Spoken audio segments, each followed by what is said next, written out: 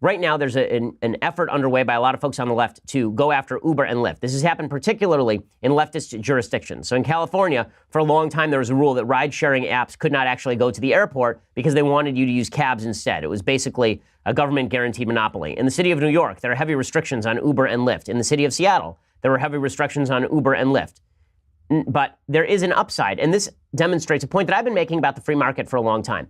The great thing about the free market is that the free market actually cuts against racism. It cuts against discrimination in virtually all forms, because the only color that the free market cares about is the color green. So there's a tweet from a guy named Matthew Cherry, who is a black filmmaker for the NFL, and he was tweeting about a New York Post story. So the New York Post story said, ride-sharing apps are driving New York City cabbies into financial ruin. This was another one of these lamentation pieces about how all these new technologies are hurting people who are already in business, and what are we going to do about the cabbies and all the rest of this nonsense. The New York Post says, New York City cabbies are being driven to the edge of financial ruin and despair as ride-hail apps like Uber and Lyft continue to take their customers. Last week, in the fourth driver suicide since November, Nicanor Ochizor, 65, hanged himself inside his Queens home, depressed over the plummeting value of the taxi medallion he owned that was supposed to finance his home and looming retirement. The value plunged from $1 million to around $180,000 over the last 5 years. Last month, longtime black car driver Doug Shifter shot himself in front of City Hall over money troubles. 2 livery drivers killed themselves in recent months, one of whom, Danilo Castillo, pointedly wrote his suicide note on the back of a taxi and limousine commission summons. By Rivi Desai is the executive director of the New York Taxi Workers Alliance, and wrote that we've seen this building over the past 3 years in particular. The financial crisis is crushing enough, but it's the political silence that's destroying people.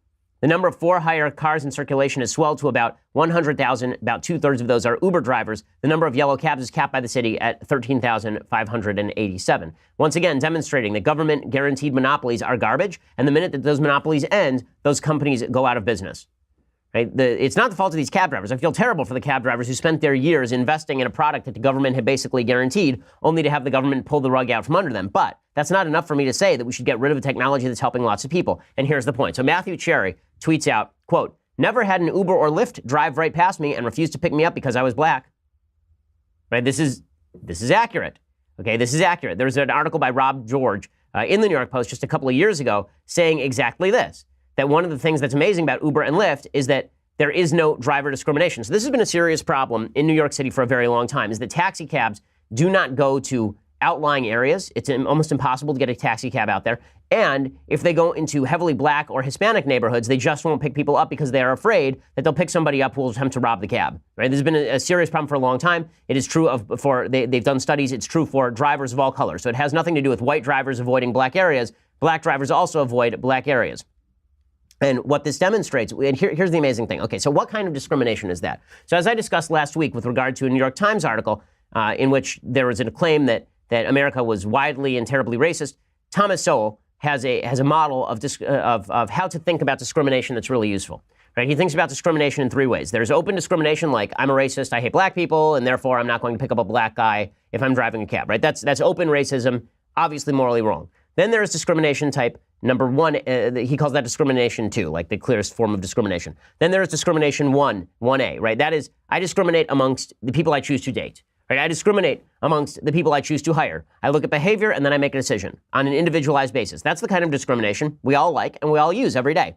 Then there is something in between. It's what Sowell calls discrimination 1B. Discrimination 1B is I don't have any data other than the group data. Right? The only data I have as a taxi driver in New York City is that if I go into this particular area and I pick up a person of this particular race, I am more likely to be robbed. And because the crime rates in New York are racially disproportionate. And so if I have a choice between driving into a middle of a high crime black area and picking up a black guy, or driving down to the Wall Street district and picking up a white guy in a suit, I'm pick up the white guy in the suit. Now, is that a form of racism? Kind of and kind of not. It's a form of making individual judgment based on group data. But that's not quite the same thing as I think all black people are incapable of being picked up for a ride, right? That's people using data as a substitute for lack of individual data. Now, here's where Uber solves this problem. It's not that Uber drivers are better people. It's not that Lyft drivers are better people. Okay, the reason that drivers were not picking up black folks in New York is because 1, there was a guaranteed monopoly, which meant that you wouldn't lose your job if you did this. 2, that everybody in the monopoly had the same rules and pay. So it wasn't like you gained money by going out of your way to pick up the black guy in the black neighborhood. There was no competitive advantage to that. You were already a member of an exclusive club and you were going to make a certain amount of money per year. Then the market opened things up. And what do Uber and Lyft do? Right? Have you ever used Uber and Lyft? When you use Uber and Lyft, one of the things they do for drivers, same thing that you do when you're a passenger. If you get a notice from Uber or Lyft that somebody is going to pick you up, two things pop up: a picture of the person and a number of stars. Right? The stars rate whether this person is a good driver or a bad driver. And drivers rate customers. So it rates whether a customer is a good customer or a bad customer. This does what Sowell talks about. It overcomes the burden of data.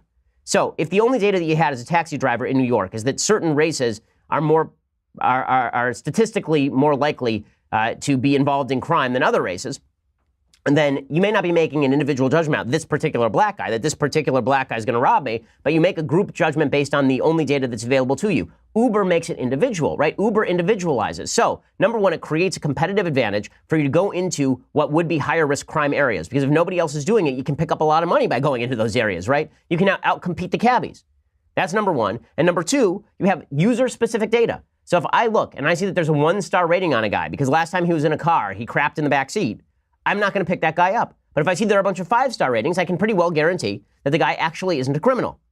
This is why the market is fantastic. So what's hilarious is that a lot of people on the left don't understand why it is that Uber and Lyft don't discriminate against black folks in New York. The answer is not, again, that cab drivers in New York are evil, terrible racists and Uber drivers are wonderful people. That is not what, or that Lyft drivers are wonderful people, right? That is not the case. Here is the case. The case is that the incentive structure changes. The amount of data has changed. And this is what technology does. This is what technology is good for. Technology is good for providing you additional data so you can make better decisions. And with those better decisions, you can now go out and live a better, less discriminatory